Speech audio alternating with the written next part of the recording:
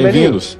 Vamos ver a última parte de Conexão Atlante. No programa anterior, vimos a informação canalizada psiquicamente, que situa no centro da Atlântida um cubo de quartzo flutuante, que desintegrava tudo que fosse tocado. Nesse programa, veremos argumentos científicos que validam esta informação e que nos mostram uma maneira muito diferente de entender e controlar a energia. Devemos nos conectar com esse legado dos Atlantes, pois isso lhe permitiu organizar harmonicamente sua sociedade e elaborar uma visão coerente da realidade que ficou expressa nas 7 leis universais. Acompanhe-nos.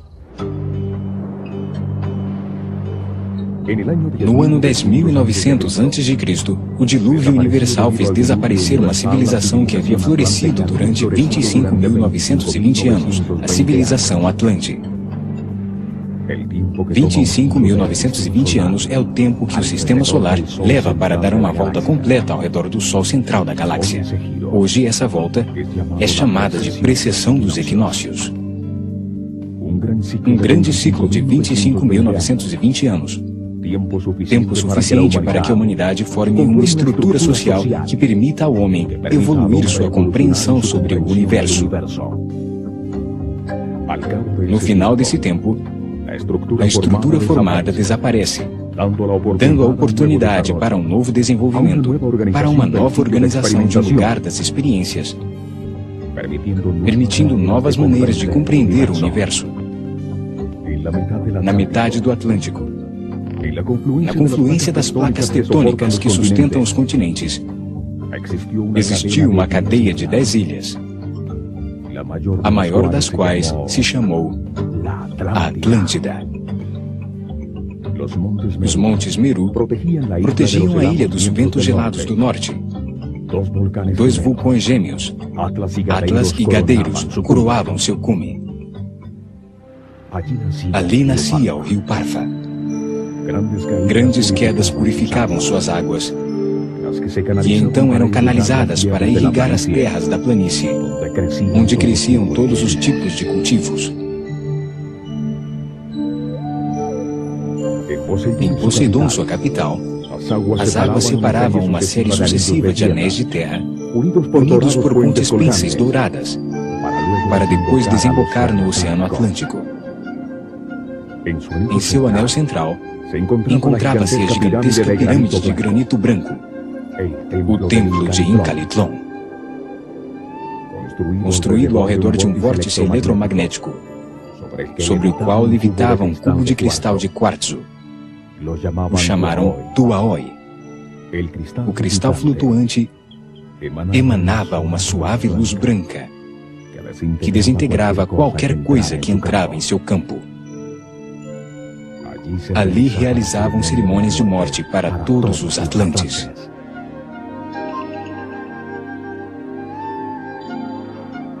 Os corpos sem vida, colocados sobre uma estrela de baquelita vermelha, eram levados suavemente até o cubo de quartzo.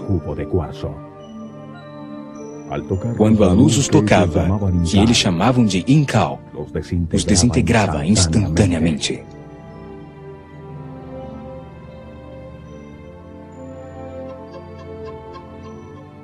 Quando o corpo físico e o corpo astral se desintegravam, o espírito eterno do homem se libertava, permitindo que continuasse sua viagem evolutiva. A luz de Incal desintegrava o corpo físico, trazendo seus átomos para a matéria original de todo o universo, onde tornariam a ser usados para gerar outra forma. O corpo astral era simultaneamente desintegrado, e lá encontravam-se os arquivos que guardavam as crenças, conhecimentos, emoções, pensamentos e desejos da personalidade temporal chamada Ego, que corresponde à sua vida na Terra.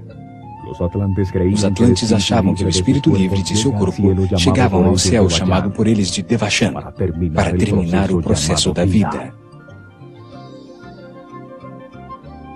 Lá reviveriam as experiências e as transformariam em compreensões sobre o universo, que armazena eternamente o espírito.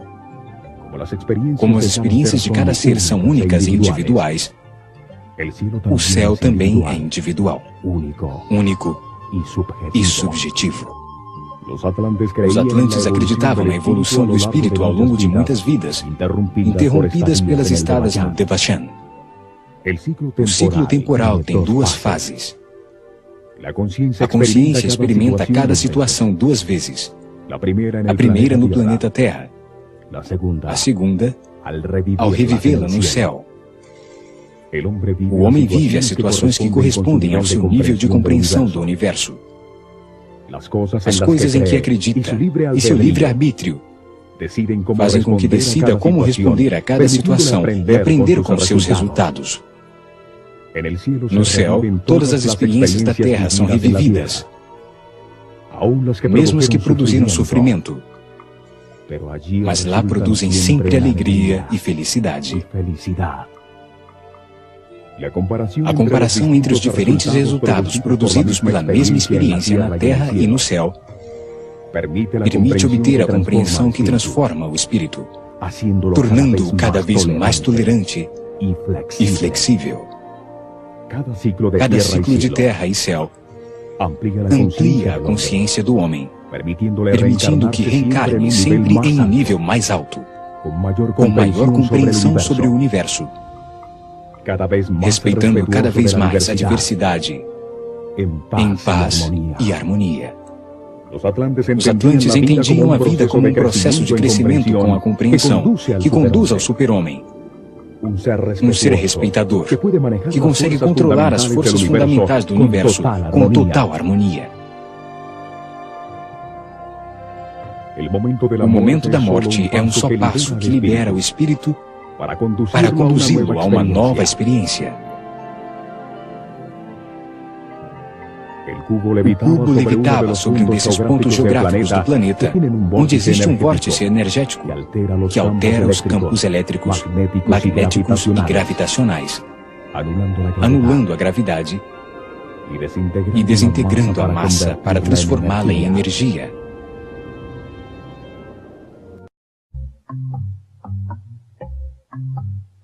Hoje sabemos que existe uma matriz formada por linhas espaciais regulares e simétricas ao redor da Terra.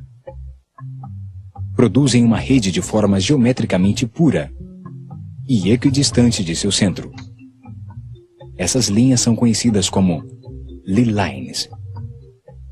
Essa rede tem pontos nevrálgicos onde são produzidos naturalmente vórtices energéticos, que têm sido explorados secretamente pelos governos e por indivíduos com conhecimentos para produzir levitação e antigravidade. Esses pontos geográficos nevrálgicos estão distanciados harmonicamente entre si ao redor do planeta, e neles não existe magnetismo. Usando a tecnologia adequada, pode-se anular a gravidade de qualquer objeto em seu campo de ação. Os Atlantes sabiam da existência dessa rede e conheciam a localização exata dos pontos neutros. Isso lhes permitiu transformar a inesgotável energia da rede e construir em um desses pontos a pirâmide de Incalitlon e o cubo de cristal flutuante. Os Atlantes entenderam que todos os seres vivos, sem importar seu nível, têm redes nevrálgicas, matrizes que captam, organizam e distribuem suas energias de maneira harmoniosa. A rede é o padrão, o plano, a ideia divina que ordena a forma que se caracteriza a matéria. É a semente que contém em seu interior um código divino, com a maneira de organizar o desenvolvimento de todo ser vivo. Tudo que existe tem uma rede, uma semente. E assim a vontade e o pensamento são a semente das criações mentais. Atualmente, a radioestesia é uma técnica que estuda essa rede de campos sutis. que tem informação de como manifestar um ser perfeito, para ajustar e harmonizar com ela os desequilíbrios existentes no corpo físico.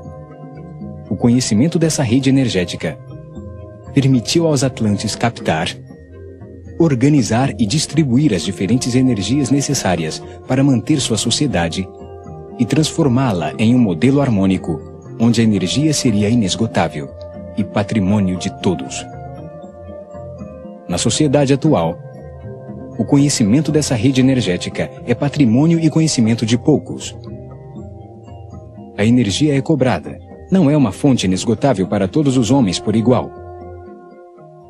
Muitas das tecnologias usadas pelos Atlantes foram redescobertas por Nikola Tesla, um inventor da forma de utilizar a corrente alternada, os motores elétricos, as lâmpadas de neon e os transformadores. Nikola Tesla chegou a propor ao Congresso norte-americano o desenvolvimento de uma tecnologia baseada nessa rede de energia inesgotável para todo o mundo, sem precisar ser distribuída por cabos. Mas os interesses econômicos em outros sistemas o impediram. Muito pouca gente sabe quem foi Tesla, e seus conhecimentos são mantidos em segredo, pois implicariam em uma mudança fundamental na maneira como se estrutura a nossa sociedade. Edgar Cayce, o vidente norte-americano, nos conta que os Atlantes encontraram a rede quando compreenderam a unidade de todo o universo. Sua sociedade era regida pela lei da unidade. Deus é um, e tudo deriva dele. E a ele devemos voltar. A unidade é o que estrutura o universo e mantém as estrelas em seu lugar. A matéria de todo o universo está formada por uma única substância de espírito condensado. Substância única, que chamaram de Akasha. Os elementos se diferenciam pela relação de energia negativa ou positiva que tenham em seu interior. A energia negativa condensa o espírito em matéria. A energia positiva o faz vibrar de volta à liberdade. Chamaram de Pi a relação harmônica entre essas duas forças fundamentais. Pi determina o equilíbrio para se harmonizar temporalmente e o ritmo para se desequilibrar e produzir outra coisa. Pi é representada por uma unidade divisível. Os egípcios representavam sua relação harmônica em uma fração numérica com a qual proporcionaram toda a sua arquitetura. Atualmente, em nossa sociedade decimal, apresentamos como 1.618.034. Embora não seja usado para elaborar proporções na arquitetura e não seja compreendido seu profundo significado, o ar que respiramos é matéria que se diferencia do ferro só pela velocidade molecular, pela relação de forças de Pi contida em sua composição. O universo se move porque a força flui do polo negativo para o polo positivo. A força se manifesta onde os polos ficam em contato.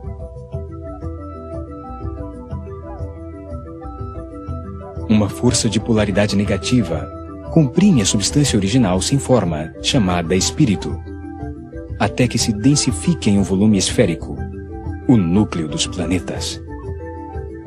O espírito comprimido pela força negativa se condensa em matéria. Mas como isso é contrário à natureza do espírito, tenta se libertar produzindo uma força contrária expansiva, que produz um movimento rotatório. Os movimentos centrípeto e centrífugo são a energia do desespero, a revolta do espírito contra os limites de sua prisão material. Esses movimentos de Terra, do Sol, do Sistema Solar e do Cosmos produzem a vibração energética chamada eletricidade, os campos eletromagnéticos e a gravidade. O grande doador da vida é energia e consciência. Seu símbolo visível é o Sol. O Sol irradia uma energia vibratória negativa, que é captada e transformada por uma rede que organiza a força contrária, dando lugar à energia básica polar elétrica.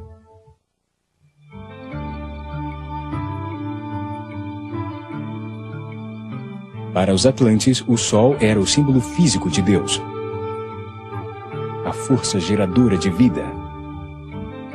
O representavam com um disco dourado, sustentado por um par de asas, a livre energia e substância única espiritual. Do Sol, que é o coração do sistema solar, sai a energia, a força vibratória que é o sangue das artérias do planeta e do próprio homem. O Sol é o centro que irradia a polaridade negativa, a energia vibrante que é captada pela rede energética. E ao fazer isso, produz uma força contrária de polaridade positiva. Quando as forças interagem, se transformam na massa do planeta. A força de polaridade negativa, ao chegar ao núcleo dos planetas, gera a força positiva complementar, a força que dá vida à semente da natureza e aos genes do homem.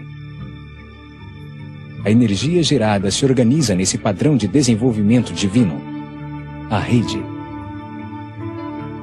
A rede é o código divino contido na semente, o código genético do homem, que transforma a energia em um ser vivo completo, complexo e totalmente desenhado pela força divina. O propósito desse ser vivo é torná-lo consciente do universo e da mais alta de todas as energias, o amor, em um processo evolutivo que leva muitas vidas. A energia dual e polar tem muitas formas de manifestação. A energia elétrica, magnética, gravitacional, o espectro de luz visível, a vibração e a densidade, o branco e o negro. Todas são complementares e formam a unidade, o todo. A energia química, o ácido e alcalino, são outra forma dual com que se relacionam as energias fundamentais. Transformam a energia em massa, convertendo-a em um volume com peso. A relação harmônica dessas forças fundamentais modificam ou caracterizam a única substância original, transformando-a em diferentes elementos.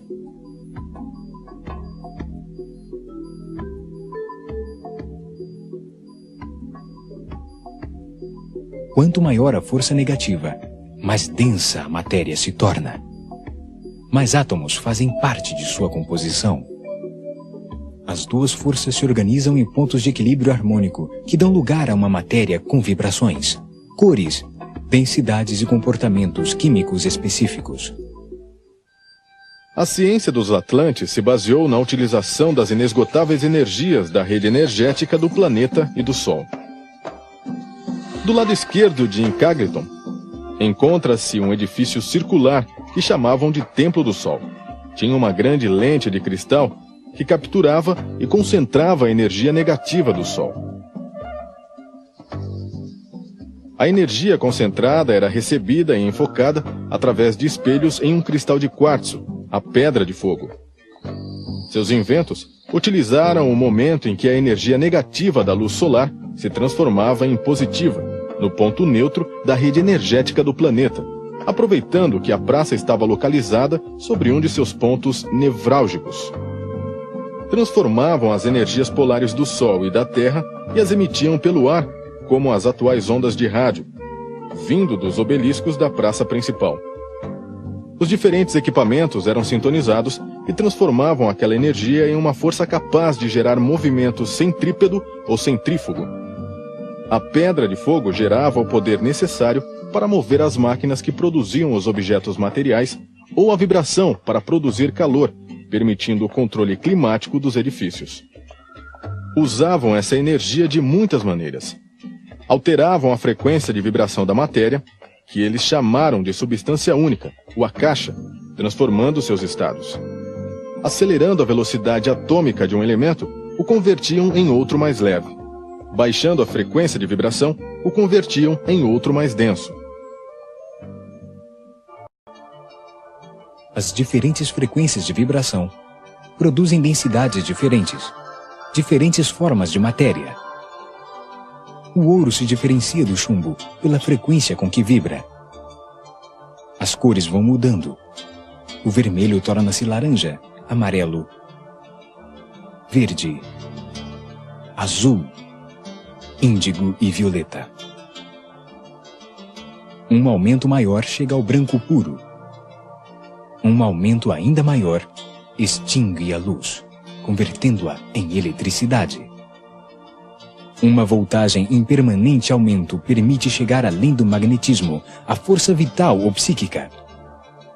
Uma força mais intensa de pulsação.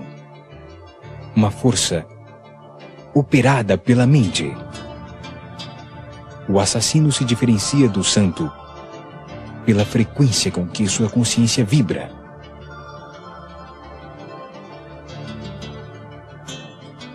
O mais importante desse conceito Atlante é que a energia de todas as partículas do universo evolui tornando-se cada vez mais consciente.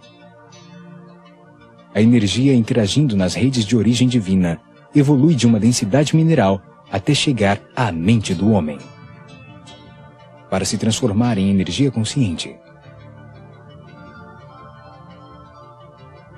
Nesse momento, adquire consciência de si mesma e de sua capacidade de autotransformação.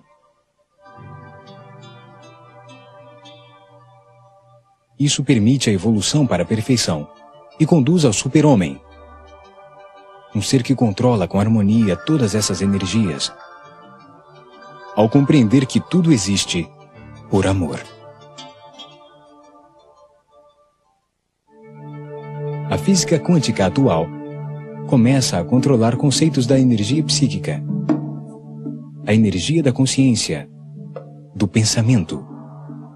É conhecida como energia taquiônica.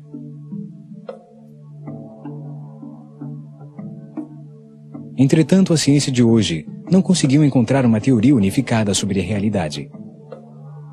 Acreditam que os elementos sejam unidades separadas que não têm nenhuma relação entre si e que são independentes do todo. O todo gera a vibração, o ritmo que contém tudo o que existe. As pulsações dos átomos, as células vivas, o coração do homem e o palpitar do sol. O ritmo traz harmonia. As afinidades entre as partes e o todo, desordem, caos, ordem, harmonia. A alteração dos ritmos é produzida pelas mudanças nos equilíbrios entre as forças polares fundamentais.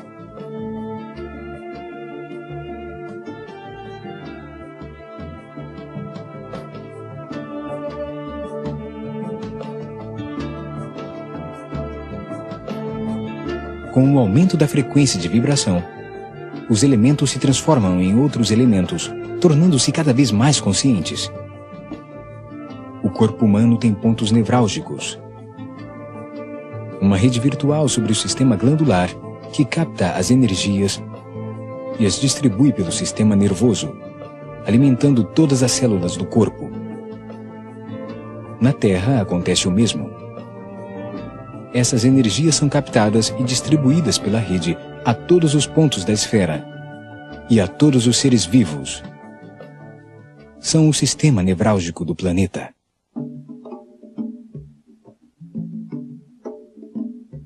Os atlantes conheciam a localização dos pontos nevrálgicos da rede planetária e os usavam para transformar essas energias inesgotáveis em força mecânica.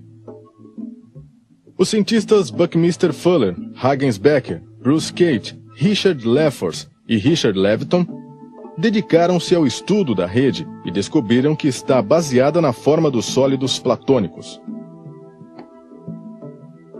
5 formas geométricas que têm a particularidade de ser todos os seus lados e ângulos iguais.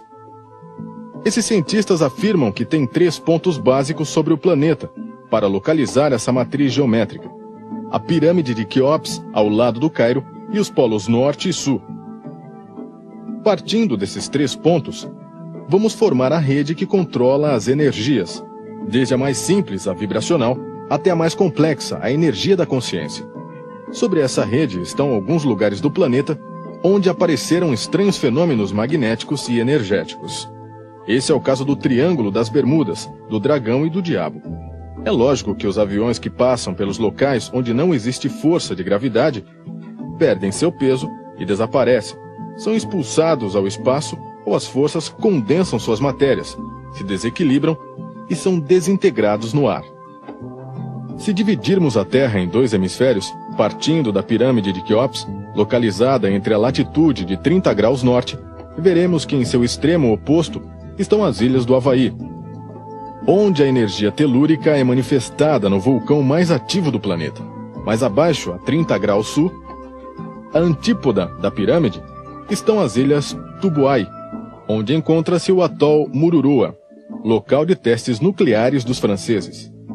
Os cientistas descobriram que os pontos geográficos que mostram anomalias magnéticas estão sobre os paralelos 30 graus norte e 30 graus sul e se localizam a distâncias harmônicas da pirâmide. Ao dividir o planeta em 3 partes iguais, aparece um misterioso lugar na Flórida chamado Coral Castle.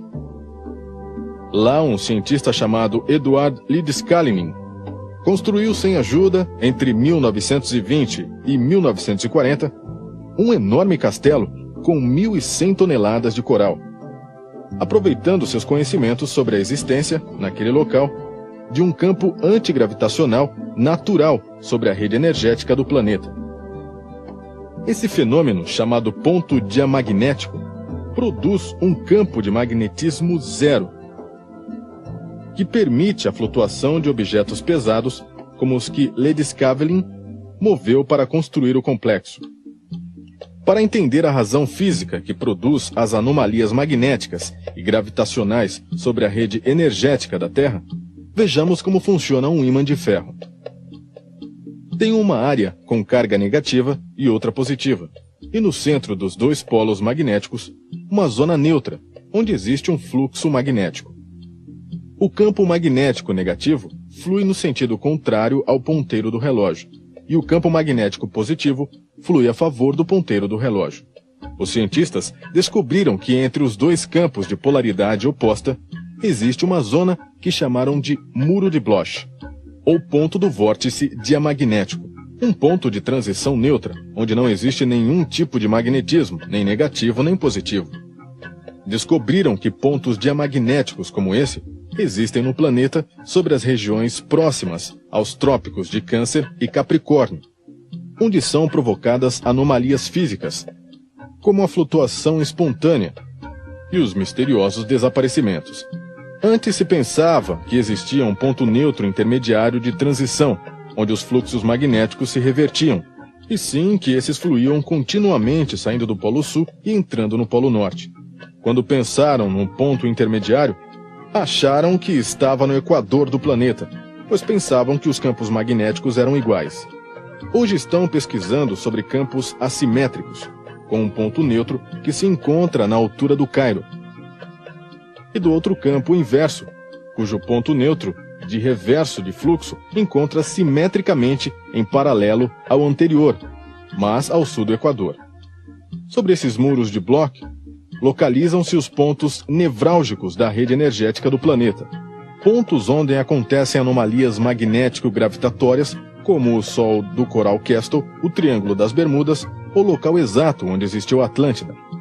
120 graus a leste da pirâmide está o vórtice diamagnético de Coral Castle, Flórida, e 120 graus a oeste, o Triângulo de Dragão, perto do Japão, onde aconteceram inexplicáveis desaparecimentos de navios e aviões, e onde encontraram restos de submersos de gigantescas pirâmides.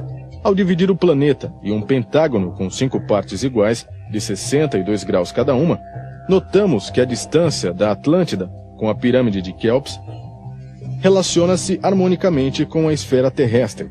Está localizada em um desses pontos nevrálgicos. A maioria dos locais que tem uma relação harmoniosa com o Cairo tem pirâmides construídas exatamente naqueles pontos, como a do templo de Calitlon, na Atlântida. Nos vértices desse pentágono aparecem outras pirâmides que demonstram a sabedoria dos arquitetos que as situaram para aproveitar as energias do planeta. Teotihuacan, no México, e as pirâmides de Xi'an, na China, onde também encontram-se a base de lançamentos de foguetes de Lope Nor. Curiosamente, nesses pontos nevrálgicos existem bases militares de uma potência ou outra. No último vértice, na metade do Pacífico, está a base norte-americana de Midway. Se o planeta for dividido em 10 partes iguais, aparece o Triângulo das Bermudas, famoso pelo desaparecimento de aviões e navios, e um lugar de Mali, África, onde vivem os Dogon, uma tribo com conhecimentos astronômicos assustadores e uma mitologia de estranhos mistérios. Sobre a Índia, aparecem as ruínas radioativas de Mohenjo-Daro, a cidade que desapareceu em um antigo conflito nuclear, e o Triângulo perto do Japão, no Mar do Diabo, chamado assim pelos estranhos desaparecimentos que aconteceram ali. Sobre esses pontos, passa a rede energética do planeta. Tem diferentes níveis hierárquicos. A rede básica está formada por um icosaedro com 20 triângulos equiláteros, que se divide sucessivamente em seu interior em matrizes cada vez de menor escala. A ciência dos Atlantes baseou-se na utilização da inesgotável energia dessa rede. Usaram cristais de quartzo a grandes distâncias sobre a rede energética para a transmissão de imagens e sons.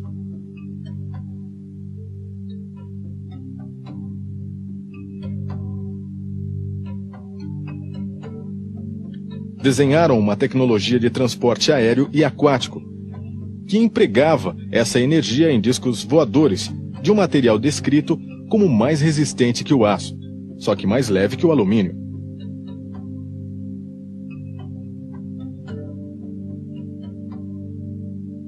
As naves, chamadas de Vailix, eram de propriedade do governo e qualquer um podia solicitá-las para uso individual.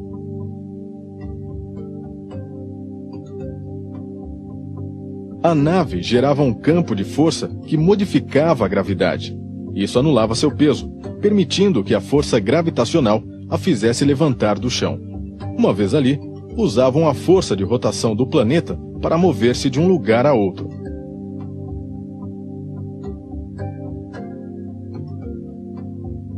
Usaram também seus conhecimentos nos campos de forças naturais para gerar elementos que contribuíam para manter as energias equilibradas no interior do corpo. As doenças são o resultado de campos eletromagnéticos desalinhados e desequilibrados. Tinham templos de cura em que usavam alguns anéis que controlavam as energias que o corpo precisava para restabelecer e manter o equilíbrio dessas energias. Ficavam dentro de um anel que cobria o corpo com uma chama brilhante que parecia fogo, harmonizando os campos de força da pessoa.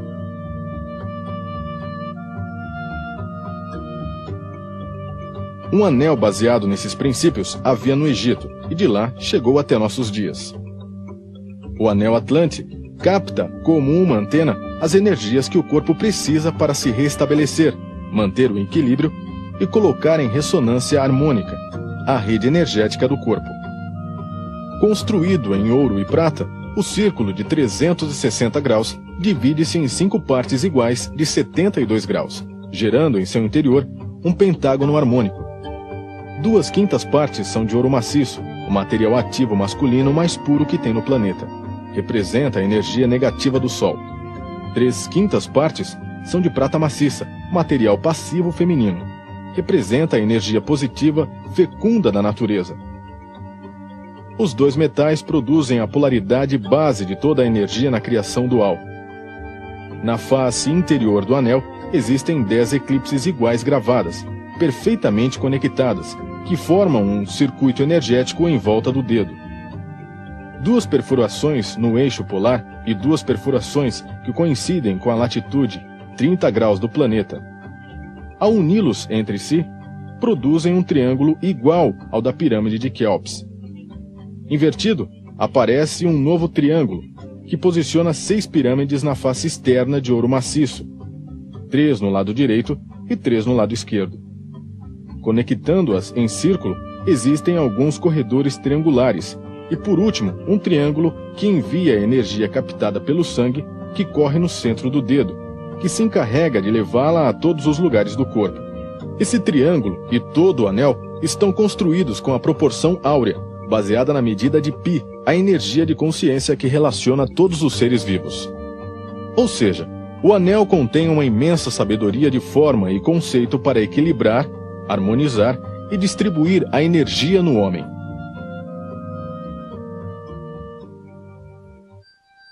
Junto à praça central dos obeliscos, onde estavam em Kalinklan, representando o caminho espiritual, estava o palácio de Nagakoi, que representava o poder e a organização temporal de sua sociedade. As serpentes tortuosas simbolizavam a polaridade energética, a origem do movimento. A coluna central representa o caminho espiritual neutro, que leva à compreensão de tudo o que existe. Um palácio simétrico com 2 espelhos de água que refletiam o rosto da mãe de todos os Atlantes, Clito, a mulher do deus Poseidon. Colunas de ônix e berílio refletiam os brilhos do sol. Sustentavam os tetos das grandes galerias ao redor de um pátio central, com uma fonte de água que fluía ininterruptamente nas 4 direções.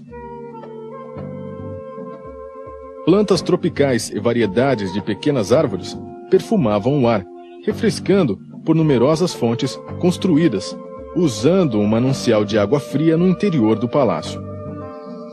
Os Atlantes eram governados por uma monarca ou rei, com poderes limitados até sua morte, quando por votação popular era eleito seu sucessor entre os 7 homens mais sábios do reino.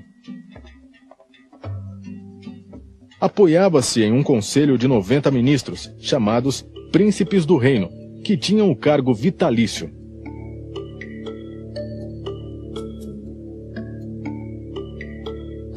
A terra era de propriedade comum, administrada pelo governo, assim como todos os meios de transporte e comunicação, todas as fábricas e todas as moradias da Atlântida.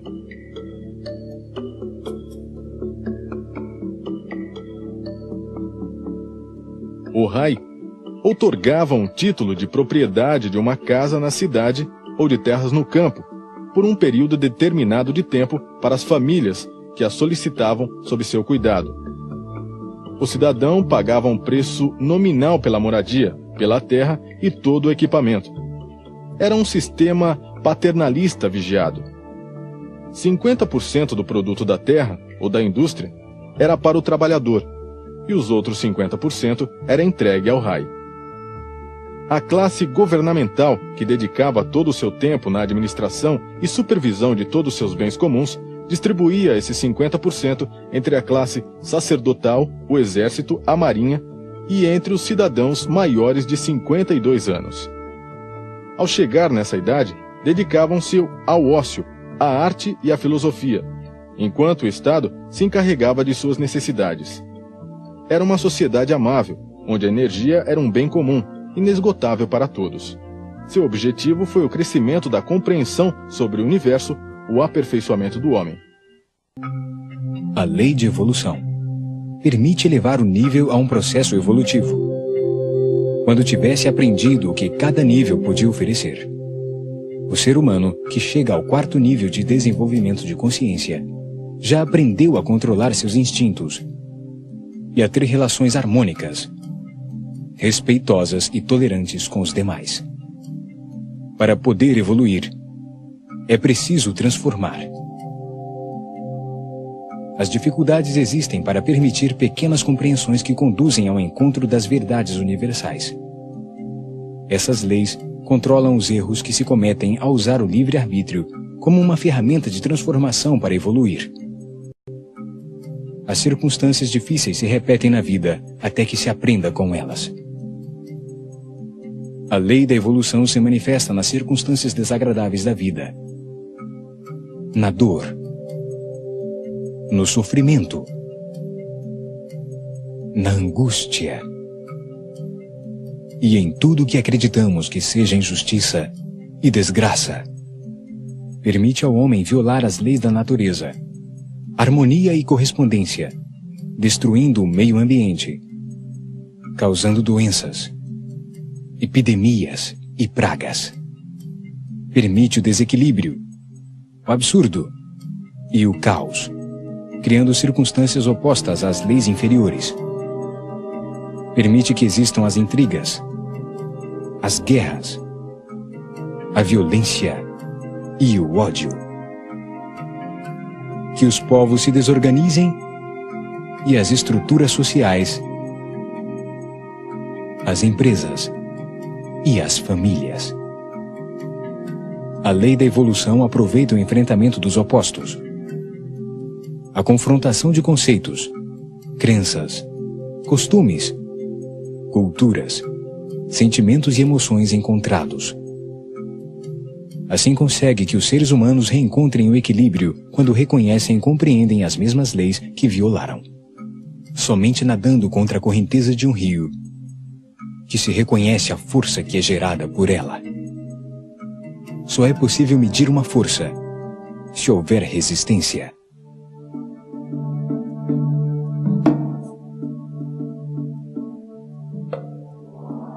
Em todas as circunstâncias difíceis pelas quais o ser humano passa, como parte de seu destino para aprender o que não sabe,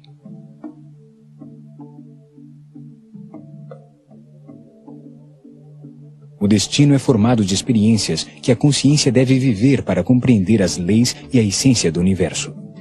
É como se fosse algo que fizesse com que a pessoa chegasse à sabedoria universal. Toda situação, por mais difícil que pareça, tem um propósito de aprendizagem.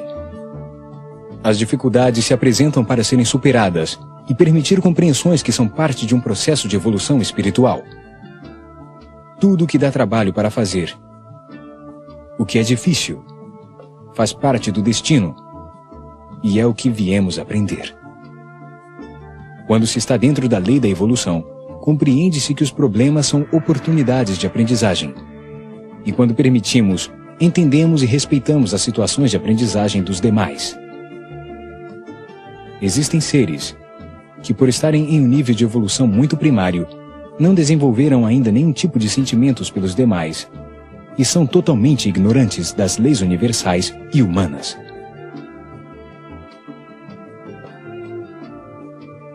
Cumprem uma função importante na evolução, pois geram as experiências difíceis que as pessoas necessitam para conhecer e compreender a lei. Em um nível mais alto estão os indivíduos que desenvolveram sua sensibilidade, mas que não conhecem as leis universais. Importam-se com os outros e pouco com eles mesmos. Tentam sempre interferir nas vidas alheias, acreditando estar fazendo o bem. Em um nível ainda mais alto, encontram-se os seres que compreendem as leis e respeitam as experiências dos outros. Não se envolvem, pois compreendem que sempre ocorre o que é preciso para evoluir. Entregam a informação que serve para outras pessoas se situarem e se transcenderem a níveis de maior satisfação. Depois vêm outros seres que estão em diferentes níveis de evolução espiritual. Não culpam ninguém por nada e agradecem os problemas como oportunidades de aprendizagem. A vida é um processo de transformação, em que primeiro desenvolve-se a sensibilidade. Depois, pouco a pouco, as leis do universo vão sendo descobertas, aceitando que tudo acontece como parte de um processo de evolução que não é nem bom e nem mal.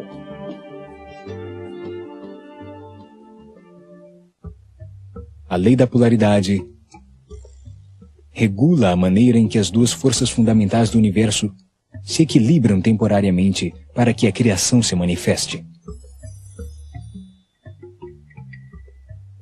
A oposição entre as forças negativa e positiva gera a vibração que é a base do universo. Sua tensão produz a energia elétrica. A oposição entre as duas forças contrárias, a centrífuga expansiva e a centrípeta compressora, dá lugar à força magnética, à força gravitacional, ao movimento. A tensão produz a densidade da matéria, o volume, a massa e o peso. A frequência de choque de dois pontos com polaridade contrária produz a vibração que dá lugar à temperatura. duas forças opostas e complementares que se atraem. O próton e o elétron se atraem. E assim são criados os átomos e com eles toda a matéria. Os átomos se atraem entre si para manifestar as moléculas. O masculino que subministra informação se atrai com o feminino que a recebe para criar uma nova vida. O luminoso e sutil interage com o obscuro e denso para gerar as experiências que permitem a compreensão. Através da polaridade, dá-se origem à diversidade. Graças à polaridade, existe o movimento, o tempo, o volume que permitem ao homem um cenário de experimentação sensorial e mental para compreender o universo. A segunda lei do triângulo superior é a lei da manifestação. Permite que a unidade indiferenciada e homogênea manifeste a criação por ressonância de si mesma. Ao fazê-lo, a causa de tudo manifesta as duas forças fundamentais, dando lugar ao heterogêneo, a vibração, a densidade e o ritmo pendular que define o equilíbrio temporal. A lei da manifestação regula como a mente do todo manifesta por ressonância espíritos semelhantes a si mesmos, para criar, experimentar e, em sua própria mente, compreender o universo. Esses espíritos que vêm de Deus vibram cada vez mais lentamente, até densificar-se na matéria, em uma viagem evolutiva através de experiências na vida, que lhe permite compreender que o amor é o princípio e o fim do universo. Com essa compreensão, vibra cada vez mais rápido de volta a Deus.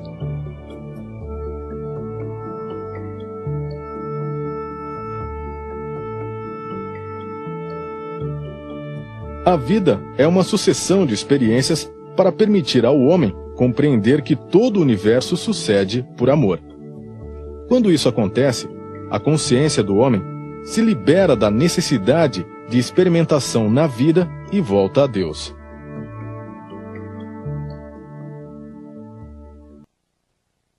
Tem sido uma aventura apaixonante confirmar a lenda da sociedade Atlante desaparecida. Redescobrir sua existência através dos livros sagrados de muitas culturas sobre a Terra. Entender que seu legado científico-religioso permitiu organizar o começo de sumérios e egípcios. Compreender que o universo tem ciclos, os quais a humanidade e suas estruturas sociais estão sujeitas. E principalmente captar essa forma de ver a existência como um processo evolutivo para a compreensão do universo, a tolerância e o amor. Espero que vocês tenham aproveitado tanto quanto eu.